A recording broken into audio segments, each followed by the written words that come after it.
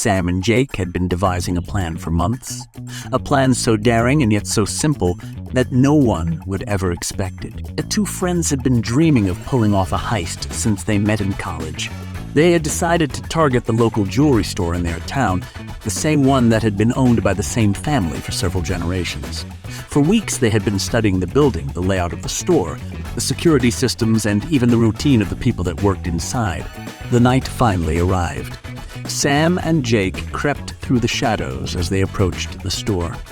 Everything had to be perfect. They both knew that mistakes could be fatal. Jake scouted out the building and quickly identified 3 open windows on the side of the store, a perfect way for them to get inside. He threw a rock to make sure the coast was clear, narrowly missing the store's guard dog, who started to bark in response. The two marched quickly and quietly across the street, keeping an eye out for any sign of the police. Once inside the shop, they disabled the alarm system and opened the safe. Inside, the safe was full of jewelry. After quickly filling their bags, the duo made their way towards the front window.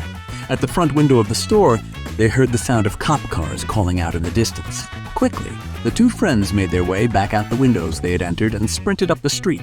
Despite their best efforts, by the time they had reached the end of the block, the police were in full view. Scrambling, they jumped into an alleyway, slipping into a nearby building before they could be spotted. The two made their way up several flights of stairs and finally towards the rooftop. As they reached the top, Jake looked out across the city and spotted the police searching the streets for them. Sam and Jake looked at each other and laughed. The heist was a success. They'd made a fortune and escaped unscathed. Even their long-awaited dream had become a reality. As they collected their loot and made their way back home, they both knew that they had pulled off the perfect heist.